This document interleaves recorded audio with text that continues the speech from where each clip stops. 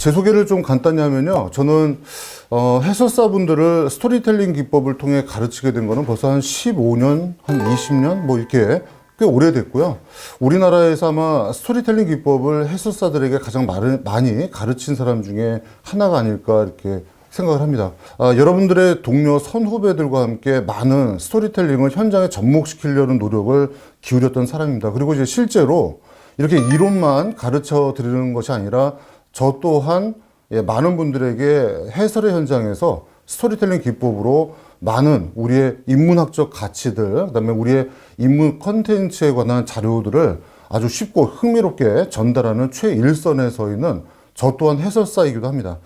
자, 그래서 이제 여러분들에게 오늘 첫 번째 꼭지가 주제가 바로 이겁니다. 어떻게 스토리텔링을 이해할 것이냐라는 굉장히 기본적인 주제를 갖고 짧게 20분 동안 말씀을 드리려고 합니다. 근데 이제 가장 먼저 말씀드리고 싶은 것은 해설사 분들뿐만 아니라 대한민국의 많은 국민들께서 스토리텔링에 대한 좀 오해가 있으신데요. 특히나 해설사 분들이 이런 오해를 하지 말으셨으면 해서 이 부분에 대한 언급을 먼저 좀 해야 되겠어요. 예를 들면 대학 교수님이 대학에서 가르치는 스토리텔링은 여러분들이 알아야 할 스토리텔링보다 굉장히 넓은 광의의 개념이라는 것을 일단 인식하셔야 됩니다. 뭐 예를 들어 볼까요?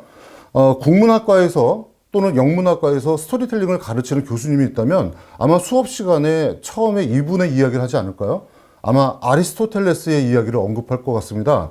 그리고 예를 드는 게 무엇일까요? 바로 그분의 시학이라는 글이겠죠?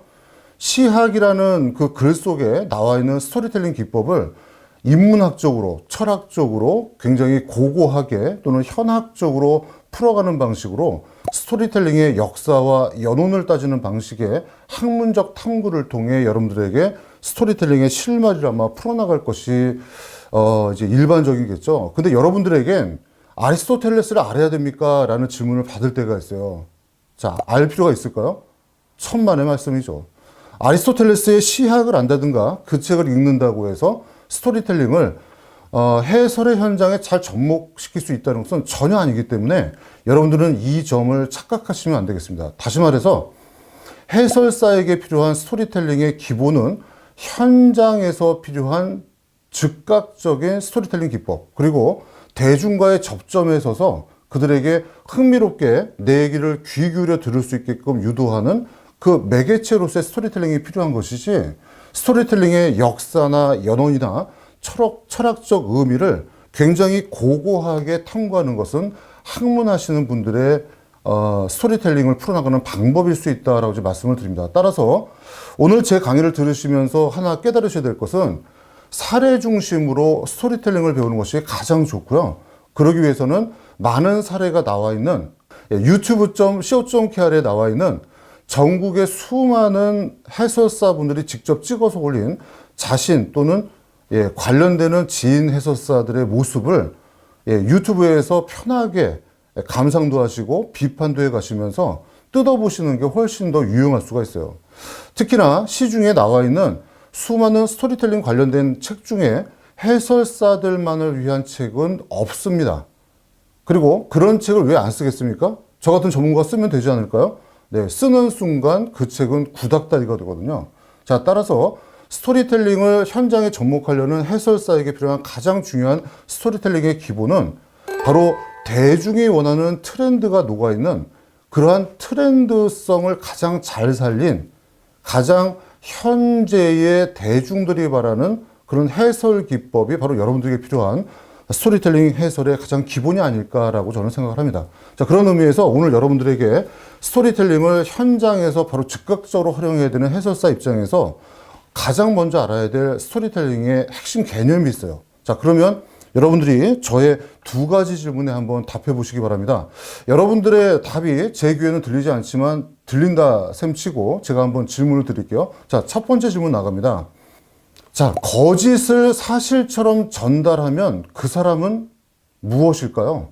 도대체 어떤 사람일까요? 다시 한번요. 명백한 거짓을 마치 사실인 양 전달하는 사람이 있다면 그 사람은 어떤 사람이겠습니까?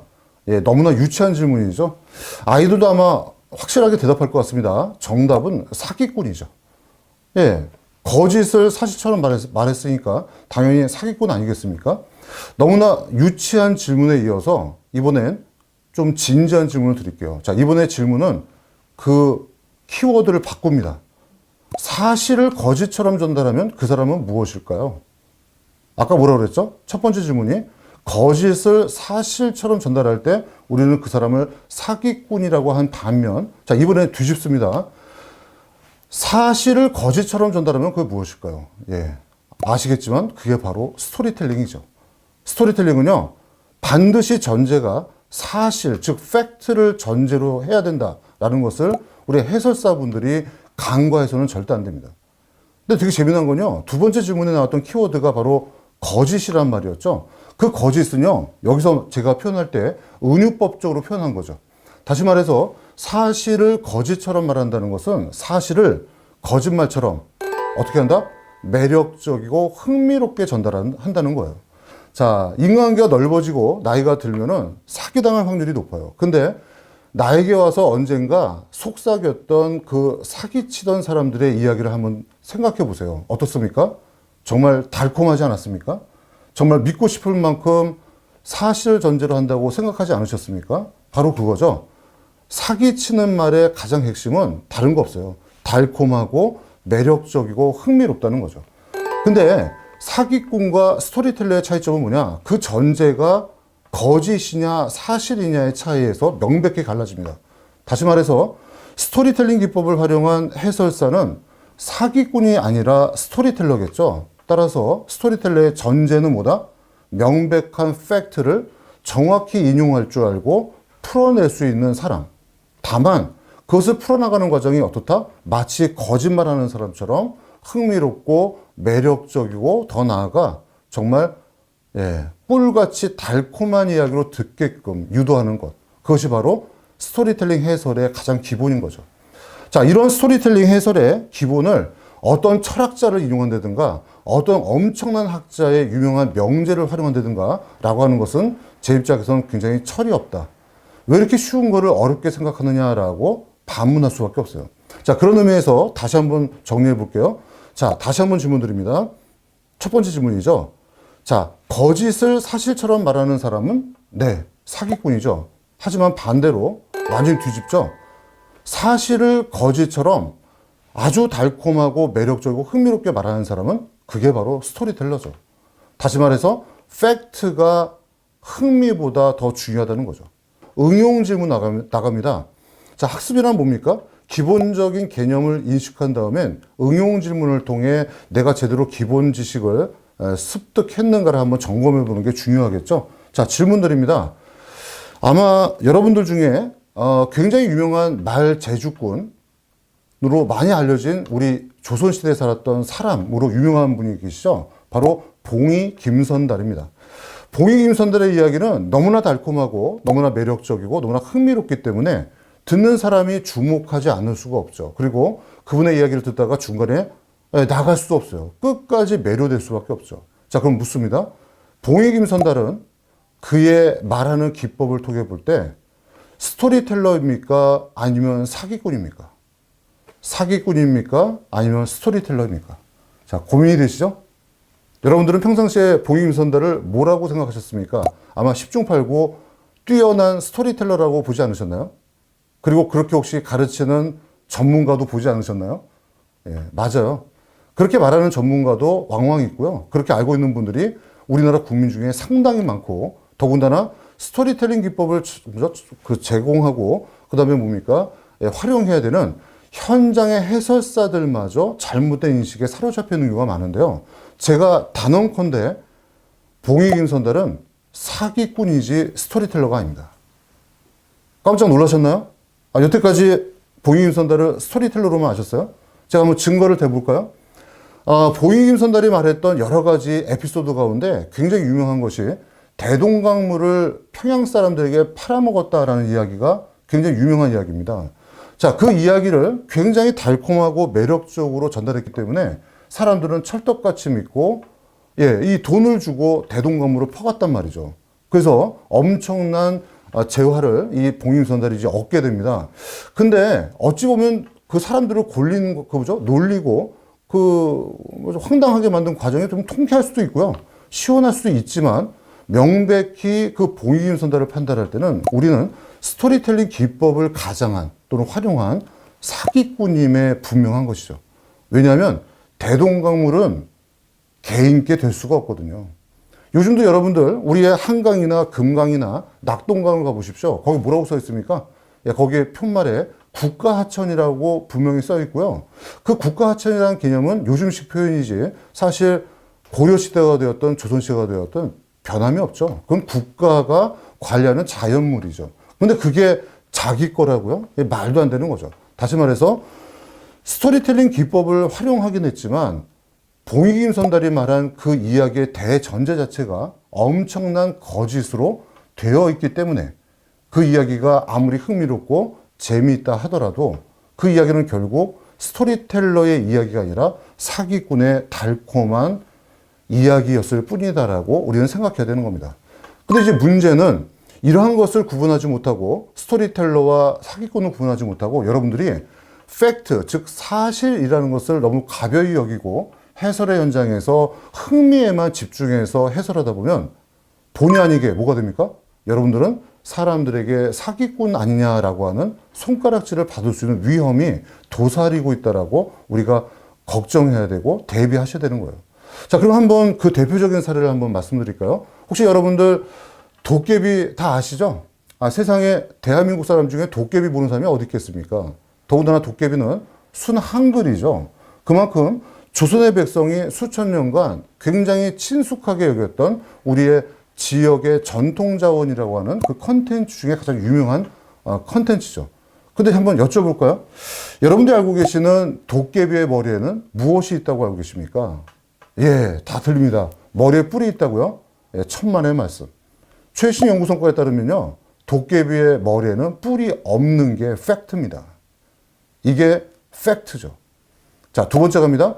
도깨비는 어떤 옷을 입고 있다고 알고 계십니까? 저도 어렸을 때 이러한 연구 결과, 최신 연구 성과를 접하지 못했을 때는요, 우통을 일단 벗어 던지죠. 왜냐하면 이 가슴 근육과 배에 새겨진 왕자 근육을 보여주는 게 보통 도깨비들의 속성 아니겠습니까? 그래서 그 울퉁불퉁한 근육을 보여주려고 우통을 일단 벗어 제낍니다. 그리고 밑에는 긴 바지 입어요? 반바지 입어요? 예, 반바지인데 놀랍게도 밀림의 왕자 타잔이 입을 법한 타잔 팬티를 입습니다.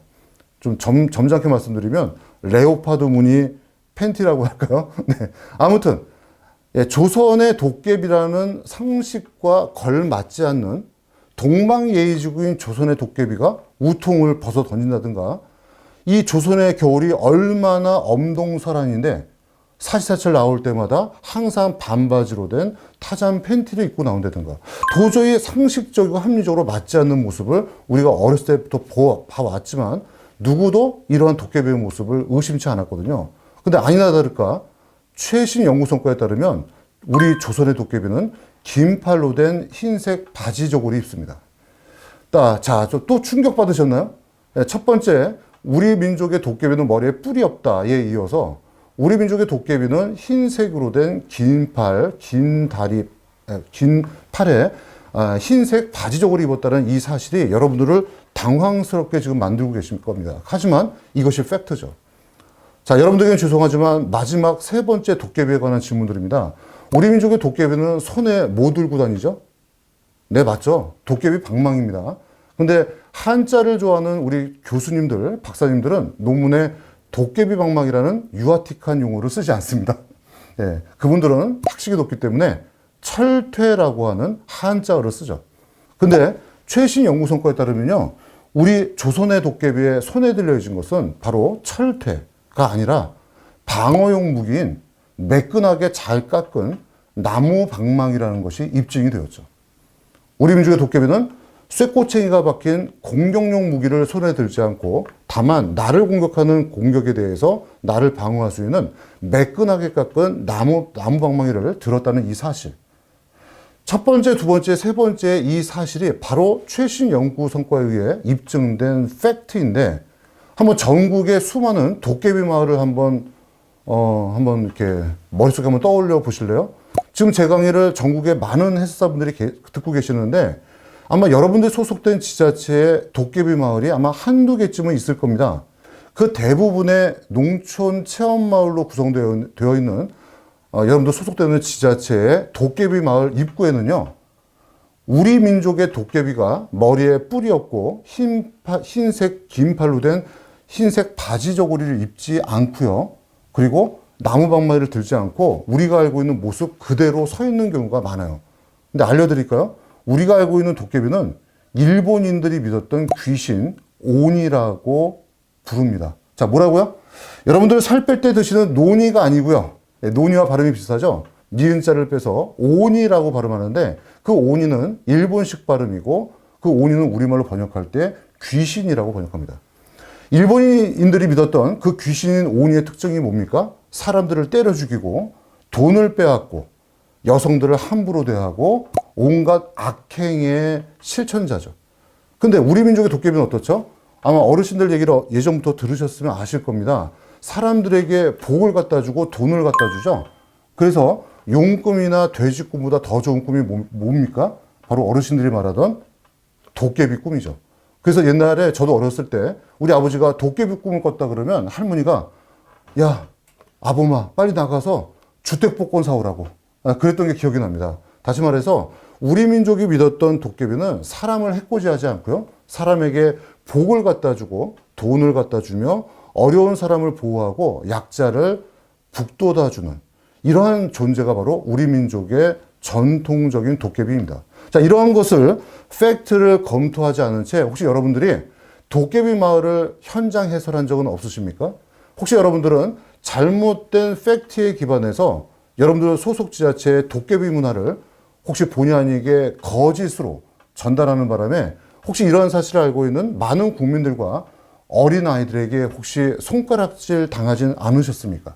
다시 말해서 아는 다리, 건너본 다리도 두들겨보고 건너라는 말씀이 있지 않습니까? 다시 말해서 여러분들에게 필요한 가장 중요한 것 중에 하나가 뭐냐면요. 새로운 인문적 컨텐츠들을 머릿속에 더 쌓는 것도 중요하지만 더 중요한 것은 이미 내 머릿속에 쌓여져 있는 기존의 축적된 지식과 정보들이 혹시 최신 연구 성과에 의해 개비되거나 조정돼야 될 게 없는지를 검토해 보시는 게 오히려 시급한 상황이 되어 있다. 그래서 우리는 이러한 점들을 고려하시면서 스토리텔링의 가장 중요한 점 뭐죠? 팩트. 그 팩트에 대한 사례로 제가 봉익임선달에 대한 평가와 우리 전통적으로 생각했던 도깨비의 최신 연구 성과를 한번 사례로 들면서 여러분들이 더욱더 새로운 사실의 발굴과 학습에 열정적인 에너지를 쏟으시기 바라면서 이 첫 번째 꼭지 마치도록 하겠습니다. 감사합니다.